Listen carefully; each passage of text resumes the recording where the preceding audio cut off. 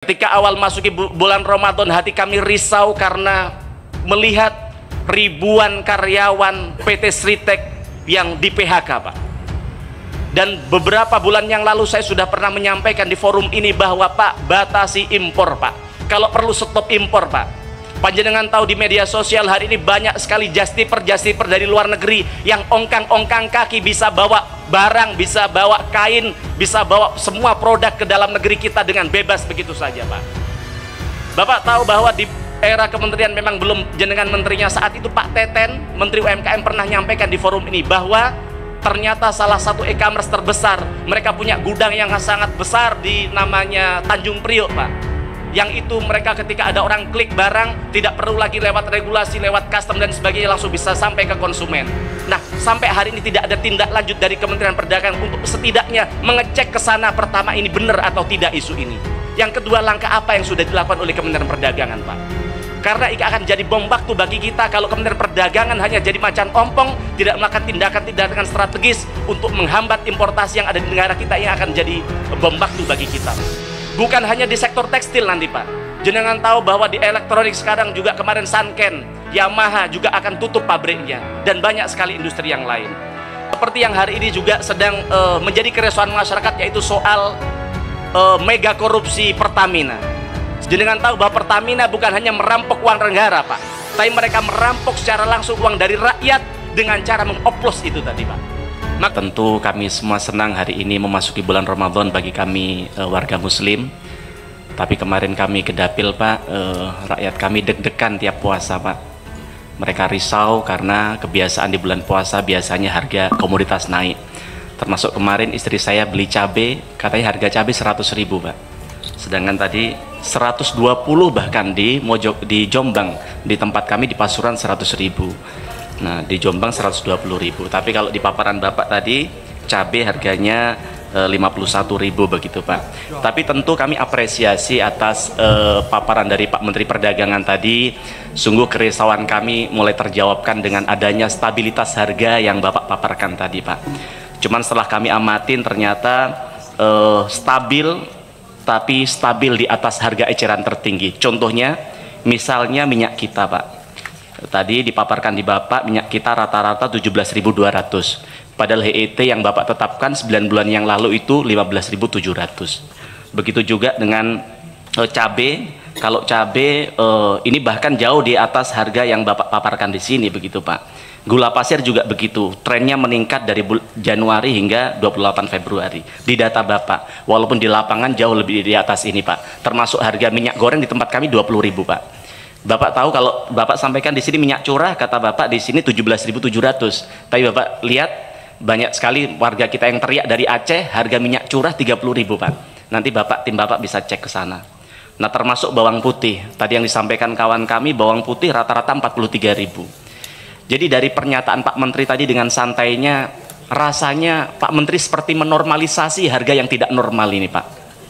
Kalau kawan kami tadi dengan bahasa halusnya menyampaikan mengetuk pintu hati para importir bawang agar mereka sedikit merelakan sedikit keuntungannya. Keuntungan mereka sudah sangat besar, Pak. Tidak perlu Bapak memohon, Bapak harus bikin peraturan untuk bagaimana mereka bisa menghadirkan harga yang terjangkau. Jenengan tahu bahwa bawang kemarin Tempo tanggal 27 Februari baru merilis, ternyata dari investigasi mereka ternyata harga bawang putih itu, Pak, ada tren dari China turun dari 1.400 per ton menjadi 1.350 per ton US dollar. Artinya kalau sampai di Indonesia kira-kira angkanya 22.000. Misalnya ditambah dengan custom clearance dan juga kemudian dengan tracking, itu kira-kira 1.000. Artinya sampai di negara kita kira-kira hanya 23.000. Kalau ditambah katanya kawan kami tadi dengan copet-copetan yang dilakukan oleh oknum-oknum, udahlah kira-kira 30.000. Masa sih dengan untung 10-15.000 tidak cukup bagi mereka? Dikali sekian juta ton, Pak. Maksud kami apa? Kalau kemudian SPI yang dikeluarkan oleh Kementerian Perdagangan tidak bisa menghadirkan harga yang terjangkau di tengah-tengah masyarakat, tidak perlu pakai SPI-an, Pak. Sudah dibuka secara bebas saja, semua orang bisa impor, kemudian kalau harga sudah stabil ditutup impornya. Atau yang kedua, kalau memang mengeluarkan SPI lalu ditarget sekalian, Pak, misalnya dibatasi keuntungannya hanya berapa begitu, Pak. Karena kalau tidak ya percuma, ini hanya omong kosong. Apalagi kalau kita tahu bahwa ternyata saya 2 tahun lalu di tempat ini saya pernah menyampaikan kepada Pak Zulkifli Hasan bahwa mafia bawang putih ini sudah terang-terangan, Pak. Kalau jenengan tahu zaman dulu kalau orang nonton bola, ibarat nonton bola, Pak, semua orang bisa beli tiket. Hari ini penontonnya, orang-orang yang mau beli tiket ini, Pak, itu dipilih sama si mafia-mafia ini, Pak. Nah, kami pengen tanya, kemudian yang kemarin ditemukan di investigasi itu bahwa ternyata si yang mendapatkan SP ini adalah perusahaan-perusahaan baru. Kami pengen tanya kepada Menteri Perdagangan, apa indikator dan syarat orang untuk bisa mendapatkan SPI itu, Pak? Kenapa yang sudah berpengalaman selama ini, yang banyak orang itu yang sudah berkecimpung di dunia ini malah tidak pernah mendapatkan SPI sama sekali di tahun-tahun ini, begitu, Pak? Nah, kemudian kembali lagi ke HET tadi, Pak. Melihat HET yang diterapkan pemerintah ternyata tidak digubris oleh para pengusaha kita. Artinya ya Kementerian Perdagangan ini hanya macan kertas saja, Pak. Tidak ada marwahnya di mata produsen, di mata para pengusaha kita, begitu. Atau jangan-jangan ya mohon maaf mungkin berkoalisi dengan mereka dalam rangka ini, begitu, Pak. Nah, maka harapan kami HET ini harus ditegakkan, Pak. Jangan menormalisasi harga yang mahal. Dirjen Bapak, salah satu anak buah Bapak menyampaikan di media, perih hati kami, Pak. Mereka bilang bahwa wajar bulan puasa memang biasanya naik. Justru kehadiran Menteri Perdagangan di tempat ini untuk menghadirkan harga yang terjangkau di tengah-tengah masyarakat, Pak. Jangan menormalisasi harga yang tidak tidak stabil atau tidak terjangkau di tengah-tengah masyarakat, begitu, Pak. Kemudian selanjutnya di halaman nomor 3. Bapak sampaikan di situ bahwa harga minyak kita di pasar tradisional tidak boleh melebihi HET.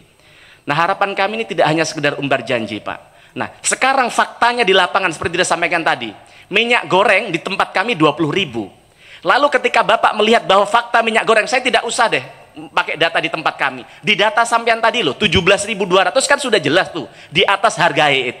Lalu apa gunanya pernyataan Bapak di tempat ini? Di slide nomor 3 ini, Pak. Apa hanya sekedar susunan kata? Nah, ketika ini sudah tidak terwujud, tidak terbukti, tidak bisa Bapak lakukan, lalu langkah apa yang akan Bapak lakukan? Operasi pasar.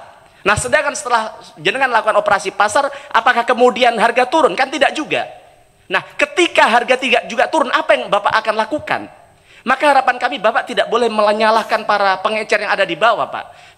Karena ketika kami tanya kemarin di pasar, namanya di pasar Pasarpan, di tempat kami di Pasuruan, kenapa Bapak jual harga 20.000? Katanya saya sudah dapat dari distributor harganya 18.000, Pak. Maka harapan kami ke depan, kami menginisiasi, mengusulkan untuk adanya harga distributor, Pak. Kalau bisa harga ditetapkan berapa, karena kalau sudah di atas harga distributor ternyata dia kemudian menyalahi HET-nya, dicabut aja izinnya, Pak. Kemudian atau kalau perlu dibawa ke penegak hukum. Nah, kemudian selanjutnya Pak Menteri, itu catatan soal kami soal sembako.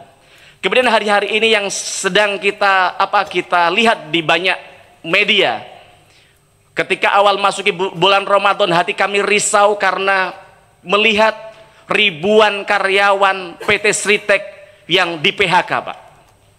Dan beberapa bulan yang lalu saya sudah pernah menyampaikan di forum ini bahwa Pak, batasi impor, Pak. Kalau perlu stop impor, Pak.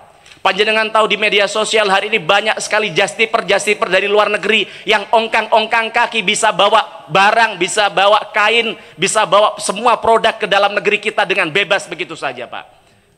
Bapak tahu bahwa di era kementerian memang belum jenengan menterinya saat itu, Pak Teten, Menteri UMKM, pernah nyampaikan di forum ini bahwa ternyata salah satu e-commerce terbesar, mereka punya gudang yang sangat besar di namanya Tanjung Priok, Pak. Yang itu mereka ketika ada orang klik barang, tidak perlu lagi lewat regulasi, lewat custom dan sebagainya, langsung bisa sampai ke konsumen. Nah, sampai hari ini tidak ada tindak lanjut dari Kementerian Perdagangan untuk setidaknya mengecek ke sana, pertama ini benar atau tidak isu ini. Yang kedua, langkah apa yang sudah dilakukan oleh Kementerian Perdagangan, Pak? Karena ini akan jadi bom waktu bagi kita kalau Kementerian Perdagangan hanya jadi macan ompong, tidak melakukan tindakan-tindakan strategis untuk menghambat importasi yang ada di negara kita, yang akan jadi bom waktu bagi kita, Pak. Bukan hanya di sektor tekstil nanti, Pak. Jenengan tahu bahwa di elektronik sekarang juga kemarin Sanken, Yamaha juga akan tutup pabriknya, dan banyak sekali industri yang lain. Kemudian selanjutnya yang nomor 3, yang hari ini sedang juga menjadi keresahan masyarakat karena adanya kelengahan Kementerian Perdagangan dalam rangka memitigasi dalam rangka melindungi para konsumen-konsumen kita. Panjenengan tahu akhirnya celah itu dimanfaatkan oleh para influencer kita untuk melakukan review produk skincare dan juga makanan. Dan yang hari ini ada salah satu pengusaha skincare yang mereka merasa diperas, ditipu karena direview produknya dengan cara-cara yang tidak baik begitu. Kemudian yang kedua, kalau panjenengan tahu bahwa hari ini baru 2 hari yang lalu ada namanya Code Blue. Dia melakukan review terhadap makanan yang kemudian setelah itu si pemilik makanan datang dan ternyata diperas 350 juta kalau tidak salah. Bapak bisa cek itu. Artinya apa? Artinya kenapa sampai ada ruang-ruang seperti ini? Ketika ada ruang seperti ini, artinya ada kelengahan pemerintah. Ada ketidakhadiran pemerintah untuk bagaimana melindungi para pengusaha kita, melindungi para konsumen kita, sehingga kemudian ada celah-celah itu tadi, Pak. Kemudian yang keempat, Pak Menteri, seperti yang hari ini juga sedang menjadi keresahan masyarakat, yaitu soal mega korupsi Pertamina. Seperti kawan kami sampaikan dari fraksi PDI Perjuangan, Pak Darmadi, beliau merasakan ada kerisauan di tengah-tengah kami, Pak, di tengah-tengah masyarakat. Mereka menanyakan di mana kehadiran Kementerian Perdagangan untuk melindungi konsumen. Ingat, amanah Undang-Undang Nomor 8 tahun 1999, Bapak punya kewajiban untuk melindungi konsumen kita dari hal-hal yang tidak seharusnya begitu, Pak. Jenengan tahu bahwa Pertamina bukan hanya merampok uang negara, Pak, tapi mereka merampok secara langsung uang dari rakyat dengan cara mengoplos itu tadi, Pak. Maka harapan yang itu kerugiannya mencapai triliunan rupiah, bahkan billion dollar begitu, Pak. Maka harapan kami Kementerian Perdagangan dalam hal ini untuk kami tunggu apa yang akan dilakukan Kementerian Perdagangan untuk mengembalikan kepercayaan publik, mengembalikan kerugian yang sudah masyarakat lakukan, masyarakat alami, Pak. Jenengan tahu dari oplosan Pertamina tadi ketika itu benar, dan ternyata memang banyak masyarakat merasakan bahwa ketika mengkonsumsi BBM dari Pertamina, mereka kemudian motornya jadi tidak baik, mobilnya jadi macet dan sebagainya. Lalu apa yang akan dilakukan Kementerian Perdagangan untuk melakukan advokasi bagi mereka? Apakah ini akan diberikan kompensasi dan sebagainya? Harapan kami ada pengawalan agar kemudian masyarakat kita bisa mendapatkan haknya, Pak. Kemudian yang soal Kementerian BP Bulog, Pak. Bapak tadi nyampaikan bahwa semua beras, semua gabah petani diserap dengan harga 6.500. Data dari Badan Pangan, Pak. Dari Badan Pangan bahwa ternyata ada banyak provinsi yang gabahnya diserap dengan harga jauh di bawah HPP.